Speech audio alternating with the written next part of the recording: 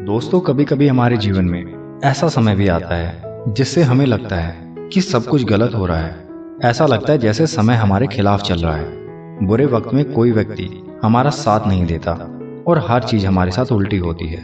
हम लोगों में से कोई भी व्यक्ति ये नहीं चाहेगा कि उसके जीवन में इतनी मुश्किलें और परेशानियां आए कि वो हमारी हिम्मत को तोड़ कर रख दें। लेकिन मैं आपको बता दूं, मुश्किलें और चैलेंजेस हमारे जीवन का वो अहम हिस्सा है जिसके बगैर जीवन की खूबसूरती का पता नहीं चल सकता। हम सबको पता है कि किसी की भी लाइफ परफेक्ट नहीं है। सभी की लाइफ में किसी न किसी तरह की परेशानियां हैं। और अगर आप ये सोच रखते हैं कि मुश्किलें जिंदगी में कभी नहीं आएंगी, तो ऐसा हो पाना बहुत मुश्किल है। जिस तरह दिन के बाद रात आती है, उसी तरह सुख के बाद दुख की घड़ी भी आती है। जिन डिफिकल्ट सिचुएशंस में आप अपने हौसले को खो देते हैं, उसी को अगर आप चाहें तो अपनी जिंदगी की सबसे बड़ी मजबूती भी बना सकते हैं। दुनिया में ऐसे कई उदाहरण हैं जिन्होंने अपना सब कुछ खो दिया, लेकिन फिर भी अपने हौसले को इतना बुलंद रखा कि सब खोने के बाद भी पूरी दुनिया को पा लिया। किसी ने खूब कहा है, समस्या इतनी बड़ी नहीं होती जितना हम उसे मान लेते हैं। सफलता तभी मिलती है जब हम अपनी ताकत को पहचान लेते हैं। आज मैं आपको कुछ बेहतरीन फॉर्मूले बताऊंगा जिससे आप अपनी लाइफ में आने वाले सभी परेशानियों को कम कर पाएंगे और बेहतर जिंदगी का आनंद उठा पाएंगे। अगर आप इस चैनल पर नए हैं तो चैनल को सब्सक्राइब जरूर कर लें। तो चलिए शुरू करते हैं। पहला फॉर्मूला, प्रॉब्लम्स को अवसर के रूप में देखें। यदि आपके सामने कोई समस्या आती है तो उसे चुनौती माने और उसका डटकर सामना करें। अमेरिकन बिजनेसमैन कर्नल सैंडर्स के सामने ऐसी समस्या आई कि उनका सारा कारोबार चौपट हो गया और उन्हें नए सिरे से काम खोजना पड़ा। तभी उनके मन में KFC फ्रेंचाइजी बनाने का आइडिया आया और वे अमीर बने। अगर उनका कारोबार चौपट ना होता तो शायद वो कभी KFC फ्रेंचाइजी बना ही नहीं पाते। आप सभी जानते हैं कि आज KFC कितना बड़ा ब्रांड बन गया है। रीडर्स डाइजेस्ट मैगजीन का नाम तो आप सबने सुना ही होगा, शायद आपने पढ़ा भी होगा। जब डेविड वेलेस के मन में, जो कि रीडर्स डाइजेस्ट के ऑथर हैं, इस मैगजीन को पब्लिश करने का आइडिया आया तो उन्होंने कई पब्लिशर्स को इसके सैंपल भेजे, लेकिन सभी ने उनका ऑफर ठुकरा दिया और कहा कि इस तरह की मैगजीन कभी सफल नहीं हो सकती। डेविड वेलेस इस बात से निराश तो हुए, लेकिन उन्होंने बिना हिम्मत हारे अपनी मैगजीन को खुद बहुत ही स्मॉल बजट पर पब्लिश करना शुरू कर दिया। और बाद में वो मैगजीन इतनी पॉपुलर हो गई कि उसके बाद डेविड वेलेस को पैसा, नाम और पॉपुलैरिटी सब मिला।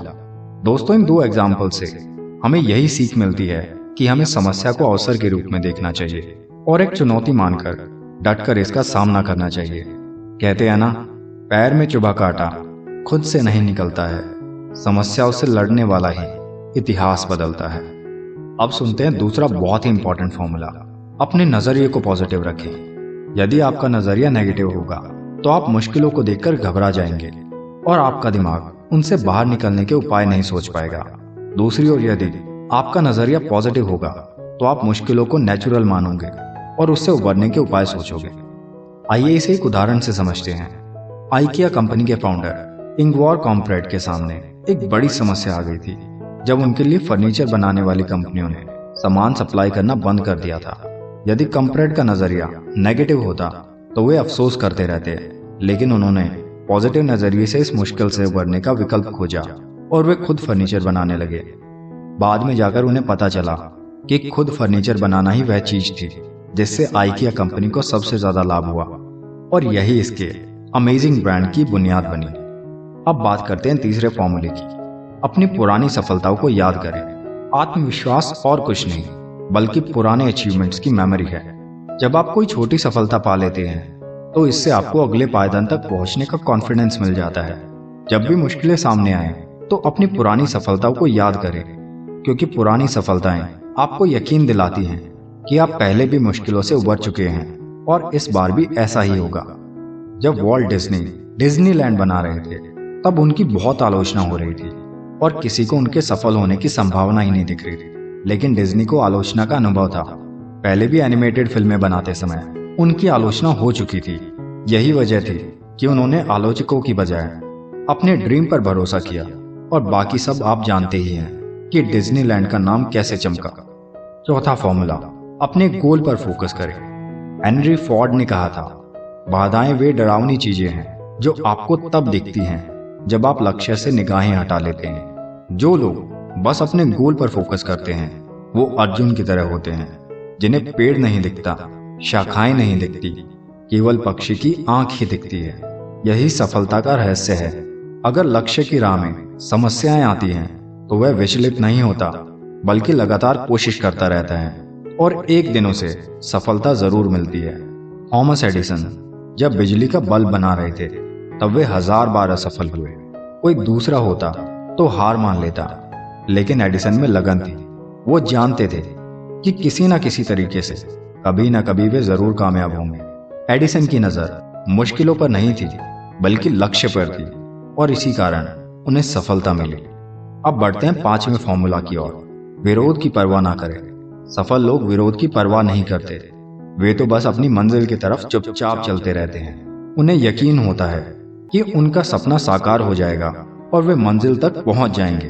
अगर एप्पल का कंप्यूटर बनाते समय स्टीव जॉब्स विरोध की परवाह करते तो पर्सनल कंप्यूटर जो हर कोई यूज कर रहा है वो कभी भी नहीं बन पाता।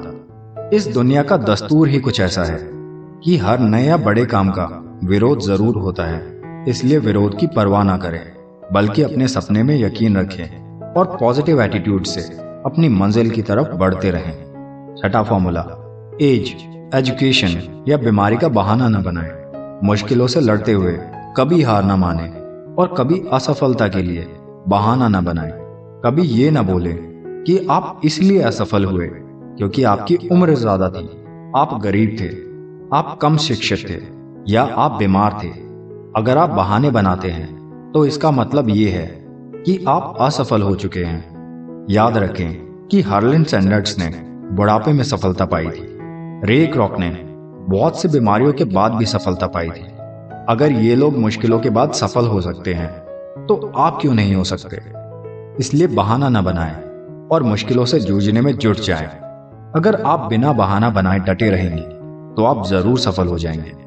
अगर सपने बड़े हैं तो समस्याएं भी बड़ी होंगी।